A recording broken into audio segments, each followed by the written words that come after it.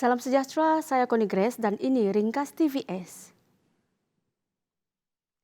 Perdana Menteri Tan Sri Muhyiddin Yassin menyampaikan penghargaan dan ucapan terima kasih kepada penduduk kampung Bantal Jerantut Pahang yang berjaya menyelamatkan 3 petugas Kementerian Kesihatan KKM dalam kejadian bot karam di Sungai Tembaling tengah hari Ahad.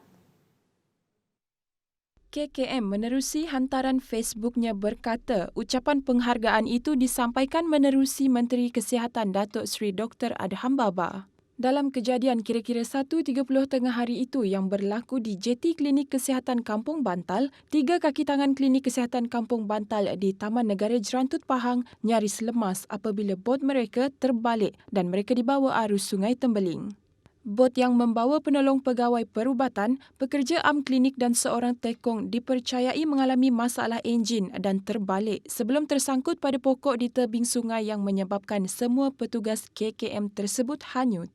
Menurut kenyataan, penolong pegawai perubatan dan tekong bot sempat berpaut pada dahan pokok berhampiran lokasi kejadian, manakala pekerja am terbabit berpaut pada bot dan dibawa arus sejauh 300 meter sebelum berjaya menyelamatkan diri dengan bergayut pada dahan pokok berhampiran. Semua mangsa diselamatkan. Penduduk kampung itu dengan bot berkenaan ditemukan kira-kira 1 kilometer dari lokasi kejadian. Daerah Bukit Mabung telah diletakkan sebagai lokasi baharu lapangan terbang lantasan pendek Stolpot yang akan dibina bermula tahun depan. Menurut Timbalan Ketua Menteri Tan Sri James Jemut Masing, pembinaannya akan memakan kos kira-kira 200 juta ringgit dan dijangka siap dalam tempoh 3 tahun. Beliau turut mendedahkan Kerajaan Gabungan Parti Sarawak GPS kini giat mencari dana agar Sungai Tunoh di Bukit Mabung dapat disambungkan ke Kapit melalui jalan yang dibina Jabatan Kerja Raya JKR. Beliau yakin dengan adanya jalan raya, akses ke kawasan luar bandar akan lebih terjamin selain merancakkan lagi kerja-kerja dibangunkan. Kerajaan Sarawak telah merangka pelbagai usaha untuk mengembangkan ekonomi di seluruh daerah menerusi pelbagai inisiatif dan program. Pembinaan Anjung Usahawan adalah salah satu daripada pendekatan Kerajaan Sarawak membangunkan sektor industri kecil dan sederhana di peringkat akar umbi. Kata Timbalan Ketua Menteri Dato' Amar Awang Tengah Ali Hassan, Anjung Usahawan akan menjadi pusat bagi memberi peluang peniaga untuk menjalankan perniagaan secara kecil-kecilan dan sederhana. Anjung Usahawan ini tambahnya boleh dijadikan sebagai pusat inkubator selain turut boleh dijadikan sebagai alamat pendaftaran untuk syarikat persendirian atau keluarga. Setakat ini, sejumlah 8 anjung usahawan akan dibina melalui peruntukan Agensi Pembangunan Wilayah Utara NRDA di bahagian Limbang iaitu di Kampung Pahlawan, Tedungan Batu Danau, Bak Kelalan, Long Tuan, Kampung Pemukat Kuala Alawas, Kampung Nur Islam Kuala Lawas, Kampung Punang Jaya dan Kampung Ladang Baru. Kira-kira 200 penduduk di kawasan Nanga Entawau Baleh telah menerima pampasan ke atas tanah milik mereka daripada Kerajaan Sarawak. Menurut Menteri Perdagangan Dalam Negeri dan Hal Ehwal Pengguna, Datuk Seri Alexander Nantalinggi, pampasan tersebut adalah bagi tanah milik mereka yang akan ditenggelami oleh air susulan projek pembinaan empangan baleh. Nanga Antawau merupakan kawasan penempatan terakhir komuniti Iban yang mendiami sepanjang batang baleh. Nanta yang juga ahli Parlimen Kapit berkata, komuniti terlibat berpuas hati dengan bayaran pampasan tersebut yang telah diberikan kepada mereka baru-baru ini. Penduduk di Long Luteng, Sungai Patah, Hulu Baram menyuarakan keperluan sebuah klinik kesihatan di kawasan itu bagi memudahkan mereka untuk mendapatkan rawatan.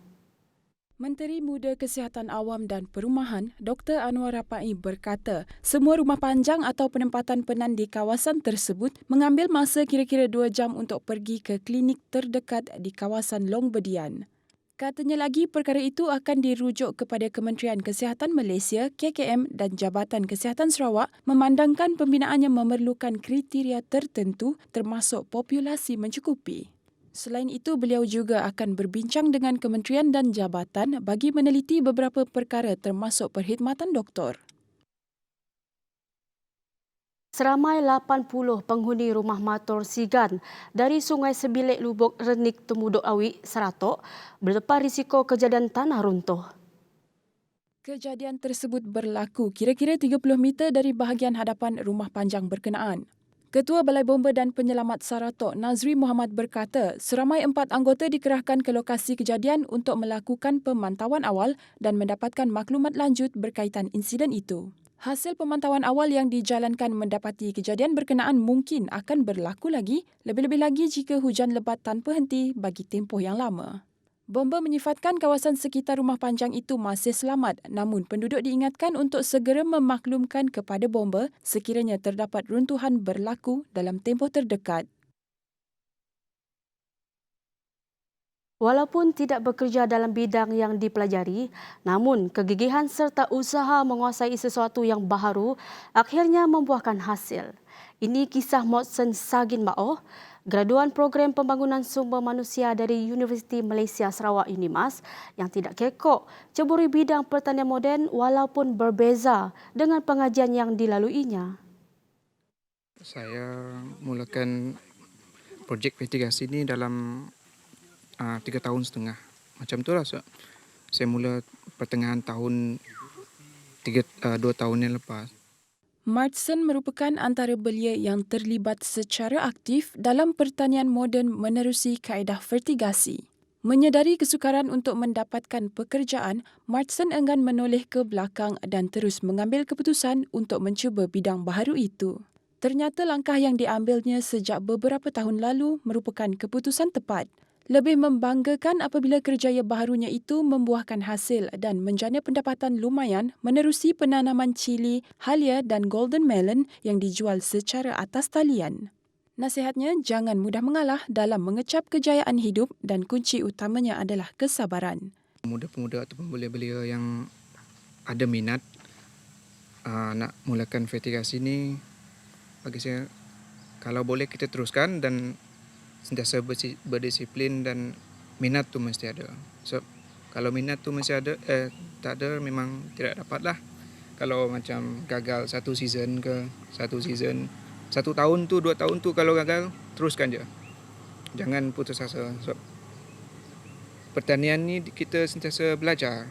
Macam saya ada ajar orang yang baru, lepas tu saya pun masih lagi belajar dekat orang yang sudah lama-lama. Martson turut berterima kasih kepada Ahli Dewan Undangan Negeri Adun Layar, Gerald Rentap Jabu atas segala sokongan dan bantuan sepanjang menceburi bidang pertanian moden. Laporan itu tadi mengakhiri ringkas TVS untuk jam ini. Teruskan kesertaan anda bersama kami di saluran 122 Astro. Ingat, peperangan kita menentang COVID-19 masih belum selesai. Jaga kebersihan diri, jaga penjarakan fizikal dan patuhi SOP yang telah ditetapkan. Saya Connie Grace, salam hormat dan jumpa lagi.